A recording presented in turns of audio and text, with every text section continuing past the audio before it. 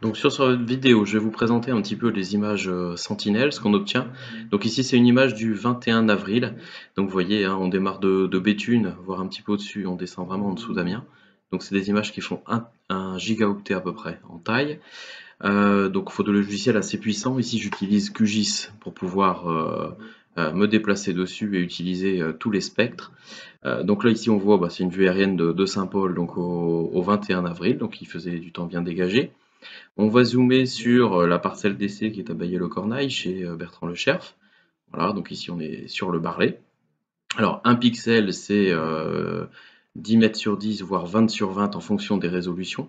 Alors bon, je ne peux pas voir là derrière, mais en fait vous avez derrière 13 images qui ont été prises en même temps, avec sur chaque objectif un filtre différent, donc une longueur d'onde différente, et c'est ce qui permet derrière de nous calculer ce qu'on appelle du NDVI. Donc là ici le logiciel vient de le calculer, le NDVI c'est l'indice de végétation. Voilà, donc plus il est élevé, plus la culture est dense à un endroit, et inversement, plus il est faible, moins c'est dense. Donc ici, au niveau des couleurs, plus c'est noir, moins c'est dense, plus c'est clair, plus c'est dense. Voilà. Donc là ici, bon, vous voyez pas mon curseur sur l'enregistrement. Grosso modo, là sur les zones assez claires, on a une valeur, on voit bande 1, on est à 0,70 du NDVI. Donc là, ça veut dire un blé très bien implanté pour la saison. Et puis si on vient sur les bandes noires, on est à 0,37. Alors pourquoi? Parce que sur le terrain, c'est des parcelles qui viennent d'être semées en plantes mellifères. Donc en fait, il n'y a pas de blé à cet endroit-là. Et puis si on regarde, tout l'essai est un peu moins dense. C'est parce que sur une partie de l'essai, on a justement une autre variété. Alors pour vous l'utiliser, je vais être clair, c'est un peu trop compliqué et du temps à passer là-dessus. Il y a un site qui est intéressant qui s'appelle OneSol, je vous ai mis dans le document. Donc une fois que vous êtes connecté et puis enregistré, vous venez dessiner votre parcelle. Donc vous voyez ici, là on redessine la parcelle.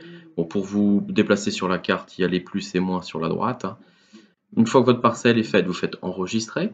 Vous allez la retrouver tout en bas dans l'une des dernières parcelles faites. Alors vous pouvez importer vos parcelles avec les fichiers shape, de vos logiciels de gestion parcellaire par exemple. On veut par exemple ici lui changer de nom, mettre le nom Tartampion, ici parcelle d'essai 2019. Voilà. Ce qu'il faut faire, c'est renseigner la culture. Donc là, ici, pour la saison 2019 de récolte, c'est du blé tendre, hein. Il a été semé le 17 octobre. Donc vous retrouvez la date de semis. Donc ça, c'est simplement un titre indicatif. Voilà, et vous faites sur enregistrer le bouton vert. L'objectif de ça, ça va être de définir des zones hétérogènes, donc ce qu'on voyait juste avant sur les cartes Sentinelle, mais là un peu plus lisible et plus facile au niveau du traitement des données. Et c'est ce qui va nous définir où est-ce qu'il faut faire les prélèvements avec la pince N-Tester. Donc là ici tout en haut, vous voyez une série de dates qui apparaît. En fait, ce sont toutes les cartes Sentinelle que lui vient de précharger pour la parcelle. Donc vous pouvez voir l'évolution au niveau de la croissance de votre parcelle en fonction des différentes dates.